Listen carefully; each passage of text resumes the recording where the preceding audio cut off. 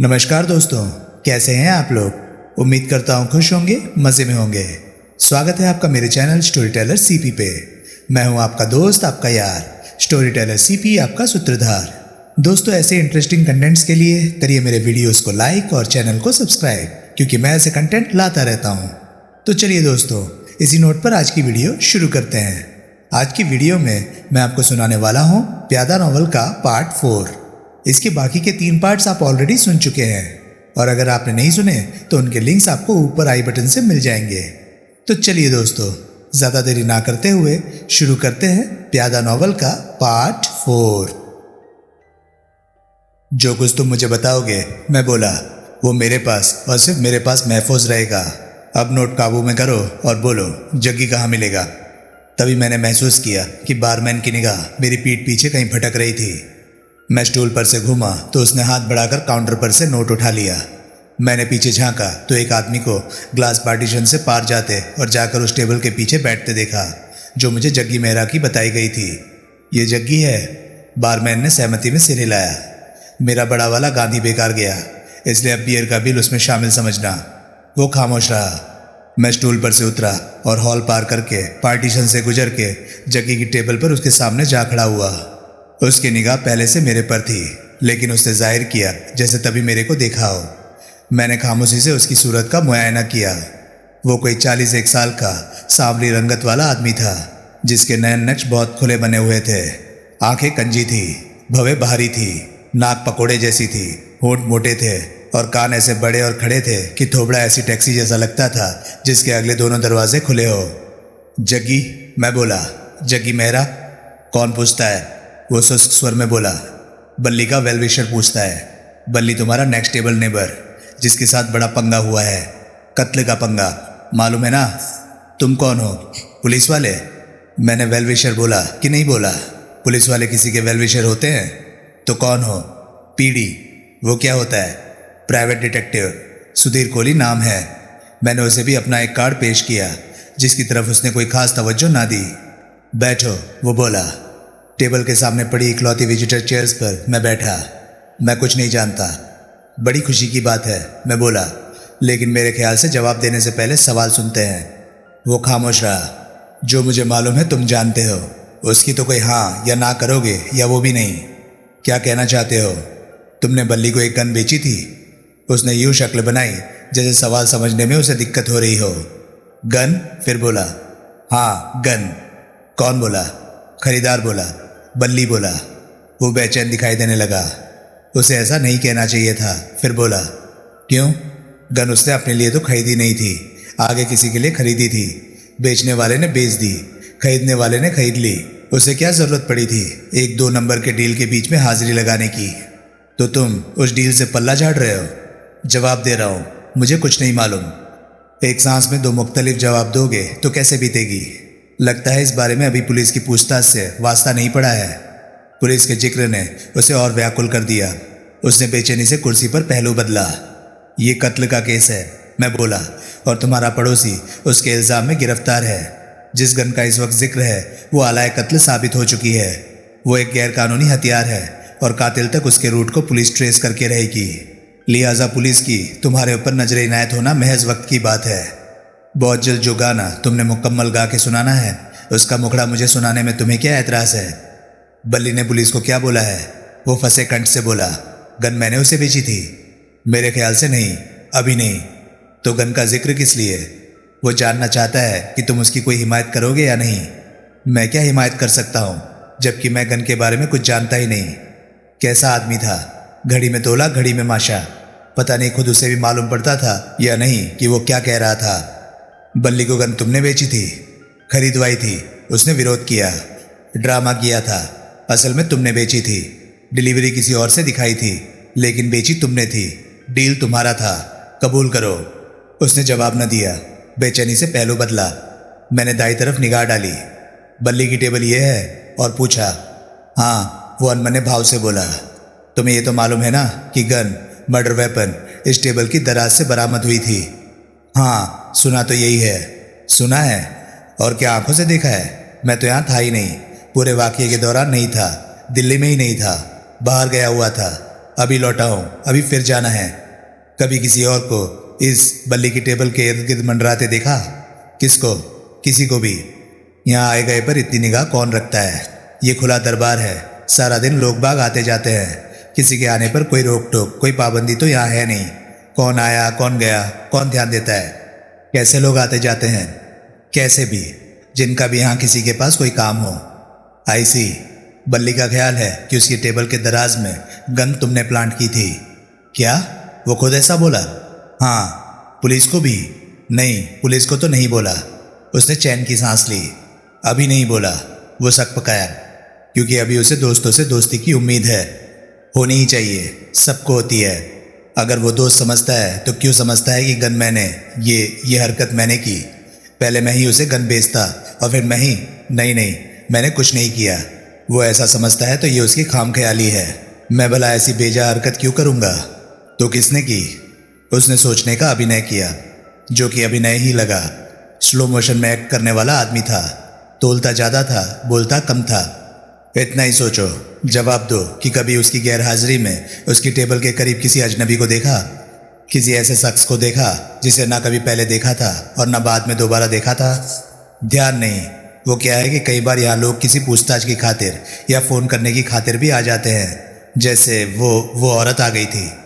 कौन औरत? उसकी करीब कहीं कार बिगड़ गई थी और कहती थी कि मोबाइल की बैटरी डाउन थी।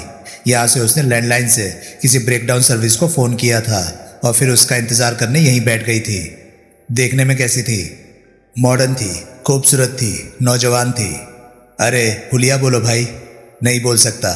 क्या बोला? ऐसी सारी औरतें एक जैसी लगती है। क्या कहने, क्योंकि शक्ल देखने की जगह कुछ और ही देखते रहते हो। दिखाती है तो देखना ही पड़ता है। तो उसको बल्ली की टेबल के करीब देखा था? नहीं। हाँ, एक जवाब दो यार। उसने डायरेक्टरी मांगी थी। बल्ली की टेबल पर बैठकर उसने उसमें से एक फ़ोन नंबर नोट किया था। कब की बात है? जिस दिन उस कत्ल की खबर आम हुई थी, छापे में आई थी, उससे अगले दिन की, यानी कि पिछले महीने की 30 तारीख की, इतवार की। वही दिन होगा। ये बात तुम्हें पुलिस को बतानी चाहिए। काहे को? क्या फ़ायदा होगा? तुम्हें पुलिस को हर बात बतानी चाहिए, ये भी कि बल्ली को गन बेची थी। क्या बात करते हो? मेरी क्या शामत आई है? ये बात पुलिस को किसी और सोर्स से मालूम हो तो ज़्यादा शामत आएगी। नहीं, मैं पुलिस के मत्थे नहीं लग सकता। मैं गन के बारे में कुछ नहीं जानता। ये तुम्हारा आखिरी जवाब है? ये मेरा इकलौता जवाब है। यार का कोई लिहाज नहीं। पहले अपना लिहाज तो कर लूँ। लेकिन अब बस करो। लेकिन यहाँ से जाओ वरना मैं जाता हूँ। तुम पछताओगे। पछता ही रहा हूँ भाई, और पछता लूँगा। अब टलो।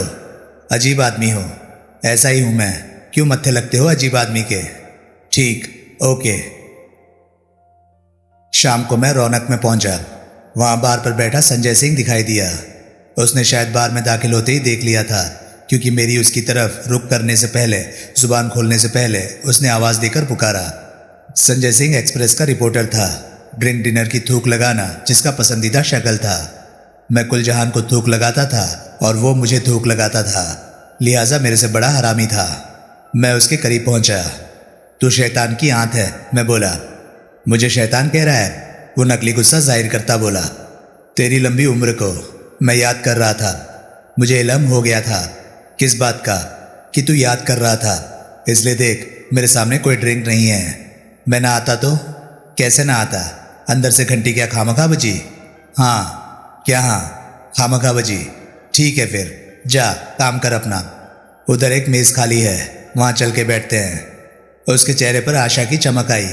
वो बार स्टूल से उतरा और मेरे साथ हो लिया। हम दोनों टेबल पर जा बैठे। ले, मैंने अपना डनहिल का पैकेट निकाला। Cigarette P. सिगरेट में नीट नहीं पीता। कैसे पीता है? विस्की में भिगो के। पागल हुआ है? मतलब समझ। सिगरेट तो ले। हम दोनों ने सिगरेट सुलगाए। कोहली, वो बोला, मुझे इनसाइड इन्फॉर्मेशन है तू आजकल इस बार के प्रोपराइटर का सगे वाला बना हुआ है, इसलिए तू अपने फेवरेट ठिकाने कोजी कॉर्नर की जगह यहाँ है। तू यहाँ कैसे आया? मैं एक टिप पर काम कर रहा हूँ। कैसी टिप? ये जगह प्रोस्टिट्यूशन का अड्डा है। नॉनसेंस। बनता जा रहा है। नॉनसेंस तो बनाने की कोशिश की जा रही होगी। कौन करेगा ऐसा? प्रोपराइटर। पागल हुआ है? वो ऐसा वाहियात काम क्यों करेगा जबकि बाहर से बढ़िया कमाई हो रही है? Kohli, money is never enough. लेकिन छोड़ वो किस्सा। All in line of business. Tip गलत भी निकलती है, सारे ही तीर निशाने पर नहीं बैठते। तू बोल, तू कैसे याद कर रहा था? नहीं, पहले ड्रिंक मंगा। खामखा? खामखा या कैसे भी नहीं मंगाता तो मैं बार पर जाकर बैठता हूँ, वहाँ काम है। बैठा रहे टिक के। मैंने ड्रिंक्स का ऑर्डर दिया जो तत्काल सर्व हुए। हमने चीयर्स बोला। तूने किसी ड्रिंक का नाम तो लिया नहीं था, वो बोला। मैं केवल मुस्कुराया। Beggars are not choosers. फिर भी पूछता हूँ, कौन सी है? 100 पाइपर्स। बढ़िया, बिना बोले सर हुई। इसका मतलब है तू आजकल यहाँ का रेगुलर है। है तो सही ऐसा ही कुछ कुछ। वजह Lucky Khurana murder case. Lucky proprietor का बेटा था। वो तो मुझे मालूम है। पुलिस से ये भी हिंट मिला था कि प्रोपराइटर ने तुझे प्राइवेट इन्वेस्टिगेशन के लिए एंगेज किया था, लेकिन वो केस तो अब क्लोज्ड है। क्लोज्ड है? हाँ भाई, कातिल गिरफ्तार है। खामख्याली है तुम्हारी। क्या बात करते हो? वो बाल किशन ठक्कर उर्फ बल्ली नाम का आदमी जिसकी मार्फत मकतूल सट्टा लगता था, मर्डर सस्पेक्ट है। बड़ी हद ये कह लो कि प्राइम मर्डर सस्पेक्ट है और इसी हैसियत में गिरफ्तार है। उसके कातिल साबित होने के मामले में अभी दिल्ली दूर है। तू उसकी इतनी वकालत क्यों कर रहा है? कहीं वो भी तो तेरी शरण में नहीं आ गया? नहीं, ऐसा कैसे हो सकता है? जब तू मकतूल के पिता के लिए काम कर रहा है था तो मर्डरर के लिए, अलेज्ड मर्डरर के लिए काम करता कैसे हो सकता है? संजय, इस केस के सिलसिले में मैं तुझे एक टिप देना चाहता हूँ जो एक्सप्रेस के लिए बढ़िया न्यूज़ बन सकती है। ऐसा? जिस टिप पर काम करता तू यहाँ हाजिरी भर रहा है वो फॉल्स अलार्म है, लेकिन जो मैं तेरी नज़र करूँगा वो श्योर टिप है। ऐसा? As sure as death, taxes and terrorist attacks. Come on, out with it. मैंने उसे जग्गी मेहरा की बाबत बताया। उसके चेहरे पर आश्वासन के भावना है। दूर की कौड़ी है, वो बोला। बुनियाद कमज़ोर है, बल्कि है ही नहीं। है तो बराबर। बल्ली का बयान बुनियाद है कि वो गन आलाए कत्ल उसने जग्गी मेहरा से खरीदी थी। Kohli, it is his words against Jaggi Mehra's words. No way it can be substantial. जब तुम खुद कह रहे हो कि वो ऐसी कोई गन बल्ली को बेची होने से इनकार करता है तो कैसे ये स्थापित किया जा सकता है कि बल्ली गन की बाबत जो कह रहा है सच कह रहा है? कोई कातिल कत्ल करके गन अपने कब्जे में क्यों रखेगा? वो अवैध हथियार था जिसकी मिल्कियत ट्रेस नहीं की जा सकती थी। कातिल से क्या इतनी भी उम्मीद नहीं की जाती थी कि इस्तेमाल करने के बाद वो उसे मौका वारदात पर ही फेंक जाता? क्यों ना फेंक गया? क्योंकि वो उसे कत्ल बल्ली के सिर थोपने का जरिया बनाना चाहता था। इसलिए वारदात के बाद गन, मर्डर वेपन उसने बल्ली की मेज़ की दराज में प्लांट कर दी, जो कि सबसे ज़्यादा सहूलियत का काम उसी के लिए था। Kohli, it is too far fetched. तो लीड स्टोरी की जगह अल्टरनेट थ्योरी के तौर पर इसे अपने पेपर में प्रोजेक्ट कर। इतना तो कर सकता है या नहीं? इस जग्गी मेहरा का नाम लिए बिना तो कर सकता हूँ। ठीक है, वही कर। तेरी जग्गी मेहरा से कोई खुन्नस है? नहीं, खुन्नस के लायक मैं उसे नहीं जानता, लेकिन ये एक संभावना है जो मेरे जहन पर मुतवातर दस्तक दे रही है। पीडी और क्लाइंट का रिश्ता डॉक्टर और मरीज जैसा होता है। जैसे कोई मरीज अपने डॉक्टर से अपनी अलामत की बाबत झूठ नहीं बोलता, बोलता है तो खता खाता है, अपना ही नुकसान करता है, वैसे ही पीडी का क्लाइंट भी अपने केस की बाबत उससे झूठ नहीं बोलता। ठीक है, मैं बिना जग्गी मेहरा का नाम लिए कल के पेपर में ये स्टोरी ड्रॉप करूँगा। Thank you. उसने 2 पैग और पिए, कुल जमा 3 पैग की थूक लगाई और वहाँ से चला गया। पीछे तब रौनक खुराना वहाँ पहुँचा। तुम यार के साथ थे, वो बोला, इसलिए मैंने डिस्टर्ब नहीं किया था। यार इत्तफाकन मिल गया था। All the same. कोहली, ये मैं क्या सुन रहा हूँ? क्या सुन रहे हो? मैं जानबूझकर अनजान बनता बोला। तुमने लक्की के कातिल के लिए काम करना कबूल किया है? कैसे मालूम? पुलिस से पता लगा। सच है ये बात? थोड़ी बहुत। क्या मतलब? मैंने सिर्फ बात करना कबूल किया था और की थी। क्या बोला मादर? अपनी करतूत कबूल की अपनी जुबानी? नहीं, वो कहता है, मुझे अंदाज़ा है वो क्या कहता होगा। कोई अपनी करतूत कबूल करता है जो उसने की होगी। आप वो बात छोड़िए, जो वो करता है या नहीं करता वो बात अहम नहीं है। जो असलियत है वो सामने आ चुकी है। नहीं आ चुकी तो आ जाएगी। आप वो सुनिए जो वो कहता है, जो मैं कहना चाहता हूँ। सुनाओ, बोलो। लक्की सट्टा खेलता था, सट्टे के बड़े बड़े दाव उसकी मार्फत लगाता था।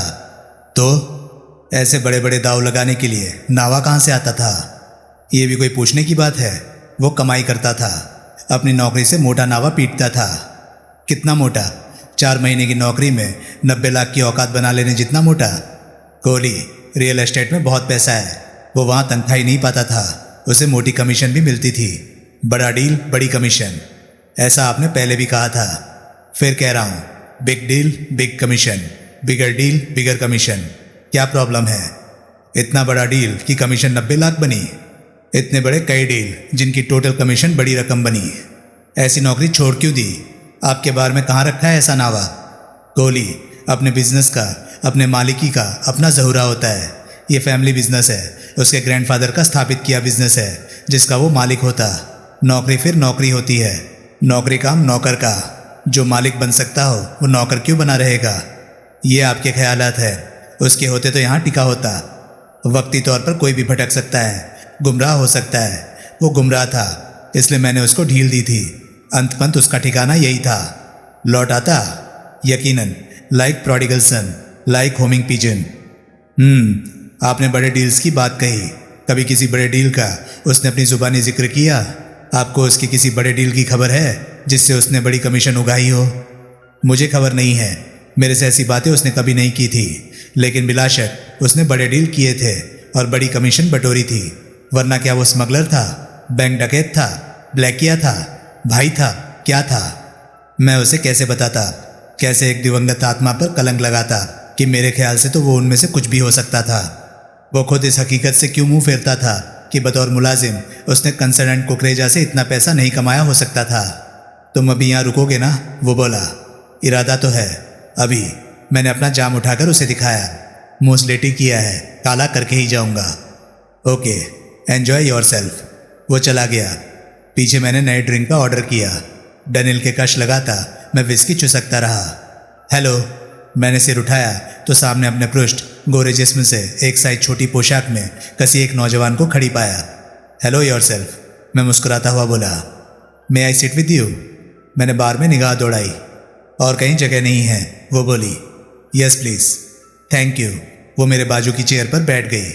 सामने उस चेयर पर भी बैठ सकती थी जो पहले संजय सिंह ने और फिर रौनक खुराना ने खाली की थी। जय नसीब, मैं मनी मन सोचा। आई एम तानिया, वो बोली। रशिया? मैंने पूछा। उज्बेकिस्तान, एक ही बात है। टूरिस्ट? यस। तुम्हारा लहजा तो फॉरेनर्स जैसा नहीं लगता। मैं 8 महीने से इंडिया में हूँ, तभी इधर ही सेटल होना चाहती हूँ। वेलकम। अगर तुम्हारी गवर्नमेंट से इजाज़त मिल जाती है, मिल जाएगी। Yes, I hope so. I am Kohli, Sudhir Kohli. Nice meeting you mister Kohli. You seem to be a regular here. Almost. उसकी निगाह मेरे ड्रिंक पर पड़ी। May I offer you a drink? मैं बोला। I don't mind, I am on a very tight budget you know. क्या पियेंगी? Vodka with a little lemon and mineral water. मैंने उसके लिए ड्रिंक ऑर्डर किया और फिर उसके साथ चीयर्स बोला। फिर उसके जवान जिस्म का भरपूर मुआयना किया। वाकई वो बहुत बढ़िया बनी हुई थी। उसकी दूधिया गोरी छातियाँ कॉलर वाली स्लीवलेस शर्ट में से आधी बाहर झांक रही थी। कमर पतली थी और नितंब भारी थे। मेकअप रहित नयन नक्श तीखे थे और बाल उस रंगत के थे जो ब्रूनेट कहलाती थी। जैसे उसने मेरी ड्रिंक की ऑफ़र कबूल की थी, उससे मुझे कोई हैरानी नहीं हुई थी। मुझे यकीन था कि और 2 मिनट वो ऑफ़र मैंने ना की होती तो वो खुद ही इसरार करती कि मैं उसके लिए ड्रिंक मंगाऊं। जमा उस वक्त मैं तरंग में था। औरत समझती है कि खुदा ने मर्द को उसकी हर ज़रूरत पूरी करने के लिए बनाया है। मर्द समझता है कि खुदा ने औरत को उसकी इकलौती ज़रूरत पूरी करने के लिए बनाया है। उसकी एक ज़रूरत मैंने पूरी कर दी थी और अपनी इकलौती ज़रूरत के मद्देनज़र कोई स्ट्रेटेजी तैयार करना मैंने शुरू भी कर दिया था। यहाँ सेटल होके क्या करोगी? मैंने पूछा। क्या करूँगी? उसकी कमान जैसी भवे उठी। I mean how will you make your living? Living? I am living and enjoying my self with a handsome young man in person of mister Kohli. I mean what will be your line of business? Business? Yes, the easiest, the oldest. वो ज़रूर मजाक कर रही थी या शायद संजीदा थी, क्योंकि कह तो ठीक ही रही थी। हमारे अपने आधुनिक समाज में ऐसी औरतों की कमी नहीं थी जिनकी कोई मजबूरी नहीं थी। अगर थी तो वो थोड़ी बहुत जामारी से ही हल की जा सकती थी। लेकिन थोड़ी बहुत जामारी भी कौन करे, क्यों करे? आखिर भगवान ने उन्हें दर्शनी हुंडी दी थी जिसे वो जब चाहे भुना सकती थी। सभ्य समाज में कौन मानने सुनने को तैयार होता था कि कथित अबला नारी, हर बात पर शोषण की दुहाई देने वाली अबला नारी, मर्दों की बनाई दुनिया की सताई नारी, हमदर्दी और रहम के काबिल नारी अक्सर ये काम अपनी मर्जी से भी करती थी, क्योंकि ईजीएस्ट था, ओल्डेस्ट था। मैं एक राय दूं? मैं बोला। Yes please. इधर शादी कर लेना, फिर इधर सेटल होना भी आसान हो जाएगा। शादी के लायक क्वालिफिकेशंस तो है ना? What qualifications? खाना पकाना आता है? नहीं नहीं नहीं, मुझे तो अंडा उबालना नहीं आता। क्या बात कर रही हो? मुझे कुछ नहीं आता, न टाइप, न शॉर्ट हैंड, न कंप्यूटर। मुझे तो 100 तक गिनती तक नहीं आती। तौबा, ना मेरे में वो खास गुण हैं जो ब्राइड में खास तौर से देखा जाता है। मतलब मैं कुंवारी कन्या नहीं हूँ? वो भी नहीं? नहीं। बॉयफ्रेंड कौन है? यू मीन बॉयफ्रेंड्स कौन है? Oh my god, I would like to have another drink. इस बार मैंने दोनों के लिए ड्रिंक्स का ऑर्डर दिया। आई एम ग्रेटफुल, वो बोली। For what? For this. उसने ग्लास ऊंचा किया। ओह नेवर माइंड दैट। तुम अकेले हो? वो तो मैं हूँ। मैं भी अकेली हूँ। तो हम दोनों अकेले हो सकते हैं? हे भगवान, कौन किसको सेट कर रहा था? जब हम इकट्ठे होंगे तो अकेले कैसे होंगे? देखना। मैं खामोश रहा। हम कहीं और चल सकते हैं? कहाँ? जहाँ इतना शोर शराबा ना हो, इतनी भीड़ ना हो। जहाँ मैं तुम्हारी मेहमान नवाजी का बदला चुका सकूंगी। अब और कुछ कहना बाकी नहीं रह गया था। साहबान, आप यूएस ट्रोली से वाकिफ़ हैं तो यूएस ट्रोली के मिजाज से भी वाकिफ़ ही होंगे। मुर्गा भी सिर पर आकर बैठ जाए तो कौन मुर्गाबी का शिकार करना चाहेगा? मछली आपके दरिया में बंसी डालने से पहले खुद ही आपकी नाव में आ कूदे तो कौन मछली मारने जाएगा?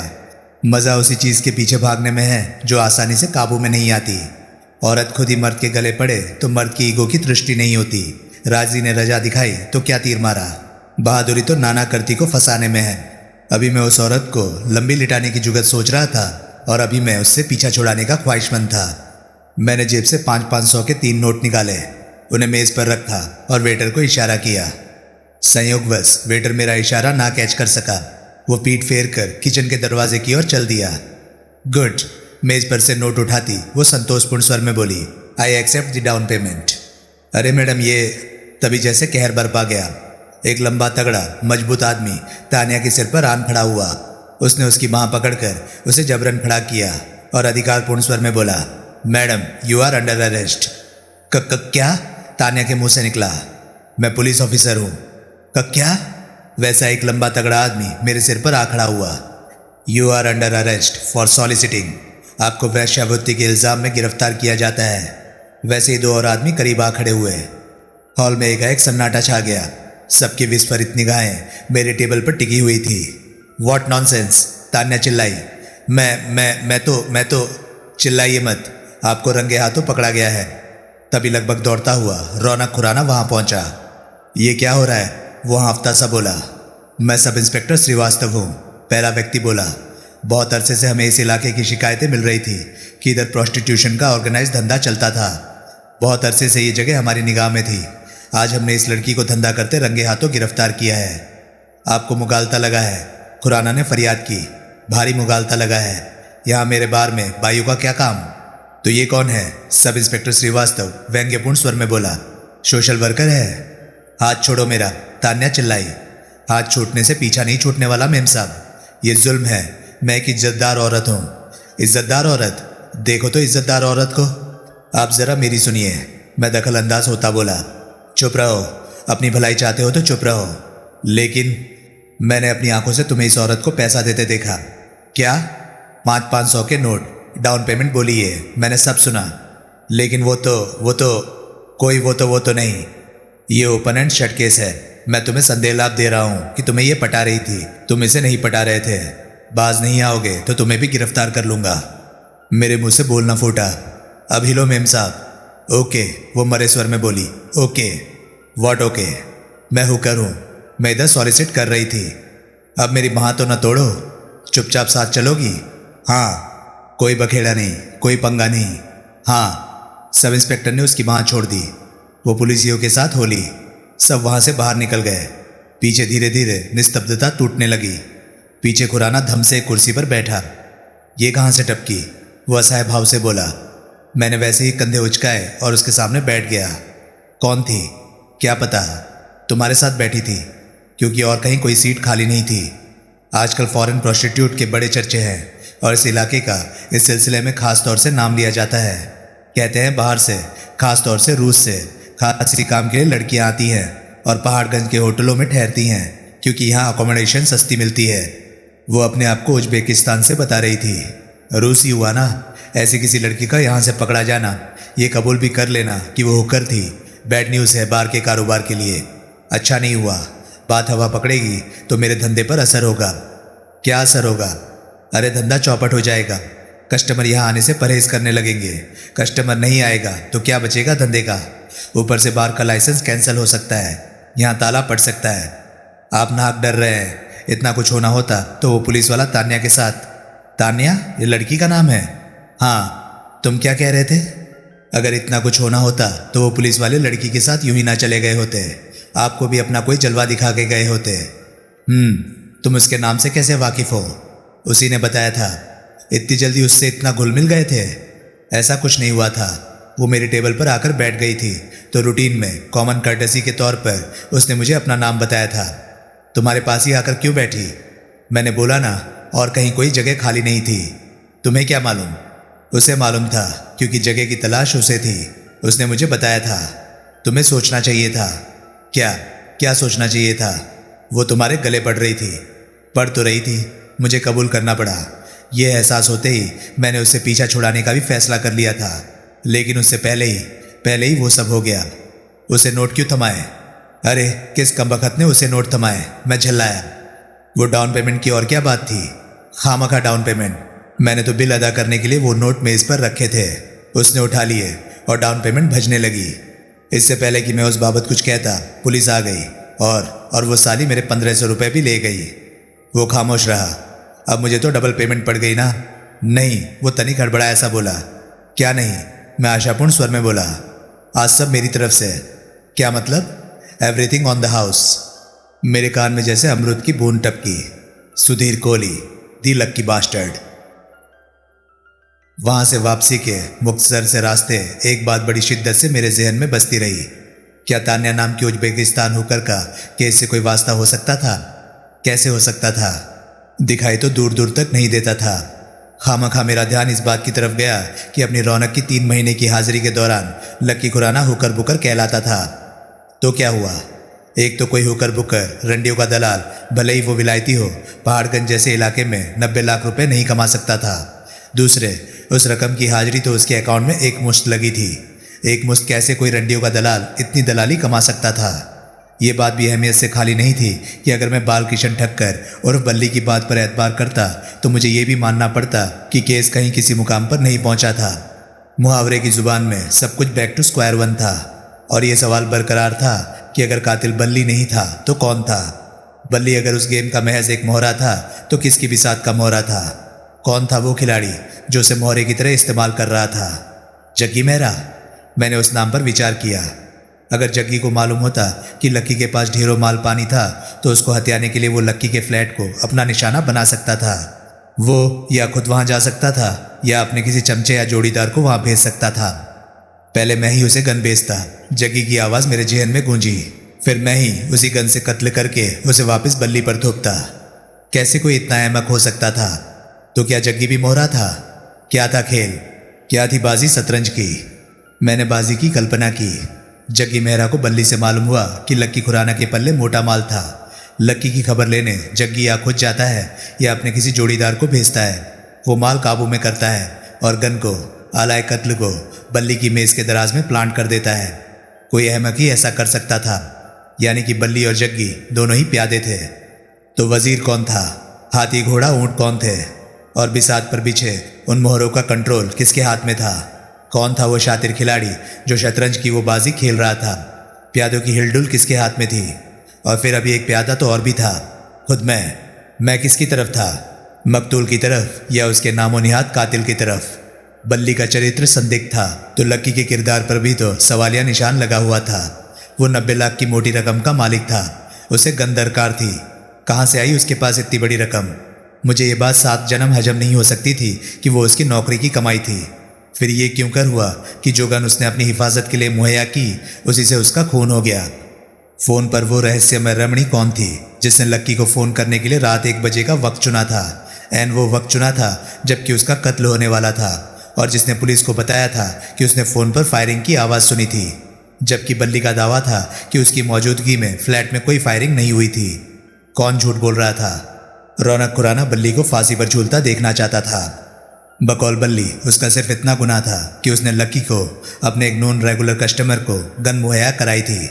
वो गन बेचने वाला जग्गी मेहरा था, जिसे इस बात से कोई लेना देना नहीं था कि वो कैसे इस्तेमाल की जाने वाली थी। पुलिस की special protected secret star witness कहती थी कि उसने फ़ोन पर फायरिंग की आवाज़ सुनी थी। उसे मुगालता लगा था, या उसके ऐसा कहने में उसकी कोई निजी दिलचस्पी थी। जमा वो कहती थी कि उसने लक्की को कहते सुना था, मैं ये रकम अदा नहीं कर सकता, लेकिन रकम अदा हुई थी। बल्ली की फरियाद जैसी आवाज़ मेरे कान में गूंजी। उसने मेरी रकम मुझे अदा की थी। रकम अदा न कर सकने वाली कोई बात नहीं हुई थी। मेरी मौजूदगी में वहाँ कोई गोली नहीं चली थी। गवाह का बयान ऐन उलट था। कोई तो गलत बयानी कर ही रहा था। अब संशय का ये कोहरा तभी छंट सकता था जबकि पता चलता कि वो स्टार विटनेस, वो रहस्यमय रमणी कौन थी। कौन थी वो औरत जो अकेली ही बल्ली के ताबूत में फाइनल कील ठोकने के लिए काफ़ी थी। उस बाबत का एक अंदाज़ा मेरा था। मेरे जहन पर एक तौबा शिकन अक्स उभरा। लंबा कद, छररा बदन, तनी हुई भरपूर छातियाँ, पतली कमर, भारी नितंब, लंबे गोरे चिट्टे हाथ पांव, खूबसूरत नैन नक्श, रेशम से मुलायम बाल एंड वॉट नॉट। मेरा नशा हिरण होने लगा। मैंने जल्दी से उस कल्पना से किनारा किया। अंदाजे के तस्दीक होना ज़रूरी था। तस्दीक बिना अंदाज़ा किस काम का, किसके काम का। सुबह मैं अभी सोकर उठा था कि फ़ोन की घंटी बजने लगी। घंटी को नज़रअंदाज करता मैं टॉयलेट में दाखिल हो गया। फ़ोन बजकर चुप हो गया, लेकिन थोड़ी देर बाद फिर बजने लगा। आखिर वो खामोश हुआ तो मोबाइल बजने लगा। मैंने टॉयलेट से निकलकर मोबाइल को काबू में किया और उसकी स्क्रीन पर निगाह डाली। Inspector Devendra Yadav. Mobile phone का वजूद ना होता तो क़यामत तो ना आ जाती, लेकिन अब है तो एक बात की मुझे बहुत खुशी है। अब औरतें ये उल्टी डींग हाँकती आम दिखाई देती हैं कि मेरे हस्बैंड का सबसे छोटा है। मैंने कॉल रिसीव की। यादव बोल रहा हूँ। बेहद खफा इंस्पेक्टर की आवाज़ आई। Good morning. फ़ोन क्यों नहीं सुनते हो? सुन तो रहा हूँ। लैंडलाइन वाला इतनी बार बजाया, ख़राब है, डेड पड़ा है। मुझे तो घंटी बराबर सुनाई दी, रिंग बैक सुनाई दी। जो फ़ोन डेड भी हो तो सुनाई देती है। वो इंडिपेंडेंट रिंग बैक टोन होती है। दूसरे सिरे पर बजती घंटी की आवाज़ नहीं होती। अच्छा, कैसे याद किया सवेरे सवेरे? यह एक्सप्रेस में क्या छपा है? क्या छपा है? तुम्हें नहीं पता? नहीं, मैं तो अभी सो के उठा हूँ। तुमने एक्सप्रेस को बयान दिया है कि बल्ली बेगुनाह है? मैंने बयान दिया है? भोले बन के मत दिखाओ। न्यूज़ की बाईलाइन में संजय सिंह का नाम था। मैंने पहले उससे बात की है। अब ये न कहना कि हाल में तुम उससे मिले ही नहीं। मिला था, कल शाम मिला था। वो बाई चांस एक बार में टकरा गया था। तब इत्तफाकन लक्की के कत्ल का और उसके कातिल की गिरफ्तारी का चर्चा छिड़ा था, तो मैंने सिर्फ संभावना जाहिर की थी कि बल्ली बेगुनाह हो सकता था। संभावना भी क्यों जाहिर की थी? हम पुलिस में पागल बैठे हैं जिन्होंने उसे गिरफ्तार किया है। लगता है तुम्हारी उससे मुलाकात करा के मैंने गलती की। अरे इंस्पेक्टर साहब, मैंने एक बार में बैठकर नशे की हालत में जो कुछ कहा था वो अपने किसी आधिकारिक बयान के तौर पर थोड़ी ही कहा था। मुझे क्या पता था वो संजय का बच्चा सब कुछ छाप देगा। अखबार पढ़ो। उसने तो अपने राइटअप में बल्ली का ऐसा इमेज प्रोजेक्ट किया है जैसे गरीब मार हो रही है, जैसे कोई साधु संत शैतानों की चुंगल में फंस गया है। तो उसकी खबर लो ना, मेरे ऊपर क्यों बरस रहे हो? क्योंकि उसको मिसगाइड करने वाले तुम हो। मिसगाइड बोला? बराबर बोला। किसने उसे ये आइडिया सरकाया कि बल्ली बेगुनाह है? इसलिए तो ना सरकाया कि वो अपने पेपर में उसका ढोल पीट दे। ये बेबुनियाद बात तुम्हारे जहन में आई ही क्यों? अब मैं दबे स्वर में बोला, बिल्कुल ही तो बेबुनियाद नहीं है। क्या बोला? जो बोला विद ड्यू रेस्पेक्ट बोला, गुस्ताखी की माफ़ी के साथ बोला। बल्ली कहता है वो बेगुनाह है। कहता ही है, और सिर्फ मुझे तो नहीं कहता, पुलिस को भी कहता है। जो सुने उसको कहता है। तुम्हें उसकी बात पर यकीन है? है तो सही। क्यों यकीन है? क्योंकि जो सुधीर कोहली का क्लाइंट है वो बेगुनाह है। नॉनसेंस। उसकी शक्ल देखो, उसका कारोबार देखो, उसका ठिया देखो, उसकी नीयत देखो और फिर उसकी करतूत देखो। यादव साहब, अब मैं क्या कहूँ? मुझे वो सच बोलता लगा था। चोर का अगुआ गिरह कट। तो दोस्तों, ये था प्यादा नॉवल का पार्ट 4। ये पार्ट आपको कैसा लगा प्लीज़ कमेंट सेक्शन में अपनी राय मुझे ज़रूर बताएं। और हाँ, अगर आपको मेरे वीडियोस पसंद आ रहे हैं तो प्लीज़ उन्हें लाइक कीजिए और चैनल को सब्सक्राइब कीजिए, क्योंकि मैं ऐसे कंटेंट लाता रहता हूँ। तो चलिए दोस्तों, मैं मिलता हूँ अब आपसे अगली वीडियो में। तब तक के लिए नमस्कार, गुड बाय। सेफ रहिए, खुश रहिए, मज़े करिए।